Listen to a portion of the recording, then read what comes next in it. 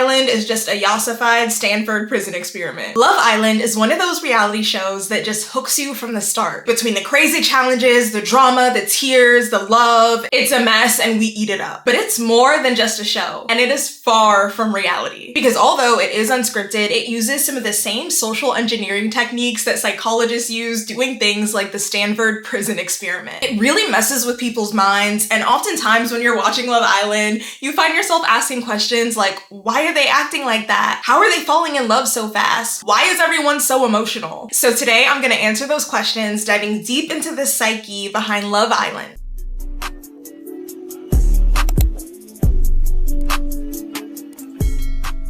Really quickly, for those of you who don't know, the Stanford Prison Experiment was conducted by a guy named Philip Zimbardo back in the 70s. He locked college students into a fake prison and randomly assigned them as either guards or prisoners. Quickly into the experiment, people started embodying their roles, so much so that the experiment had to be cut off early for risk of safety and the rising tensions. Now, this experiment at the time and to this day still raises a lot of questions surrounding the ethics of research, because it showed how situations, not personalities, can begin to warp behavior. And here is how Love Island does the exact same thing, just in way hotter packaging. So number one, why do people act like that? Well, it starts from the very, very beginning of the process during intake. Now, this process is pretty secret and varies by production company, but before filming a show, people have this onboarding process where they get a lot of materials about the themes of the show, what they'll be expected to do. Here is where people really can begin to drink the Kool-Aid and get absorbed in the culture of their production.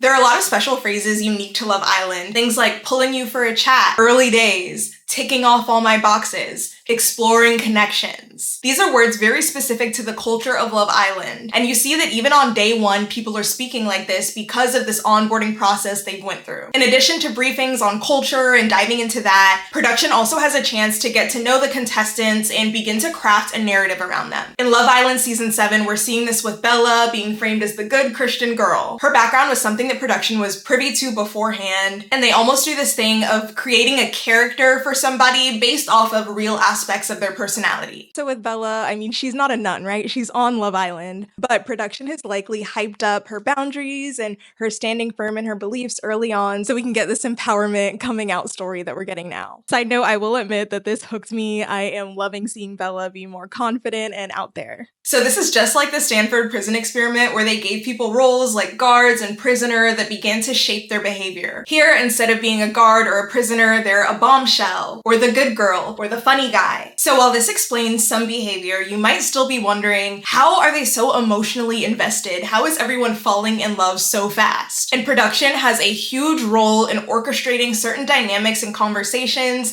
in order to push people along. Another way Love Island specifically does this is with things like the challenges or date nights or games. These things help create tension or add mystery. On season 7, we just saw this with how Huda was put in a situation where she had to watch somebody that she liked dance and flirt and kiss other girls. I know a lot of people have been watching her and saying like, how do you care this much? It's been 3 days, but there's a reason why. Production also ultimately has the final say in who talks and when. And mind you, they have no phones. The only thing they know is this world. So it's very easily, if you have, 3 conversations with someone, suddenly that's your best friend. The isolated community aspect of it really helps to strengthen those internal bonds and speed up the way that things are moving. It all comes down to this very controlled environment, similar to the Stanford Prison Experiment, where if you control what someone sees and what they hear, you can really create your own world for them that they will have no choice but to adopt. So this is why we see people get very emotionally invested so early on. In the real world, it seems crazy, but in the Love Island world, one day might as well be a week. And another reason why the exaggerated emotions seem so off to us at home is because of editing. You have to remember that they are taking 24 hours, really 16 when you think about them sleeping, and cutting that into 1 hour. And it's an editor's job to cherry pick just the right things to hype up the drama. So one simple moment of someone looking away or even looking up can be turned into them rolling their eyes or making a scene.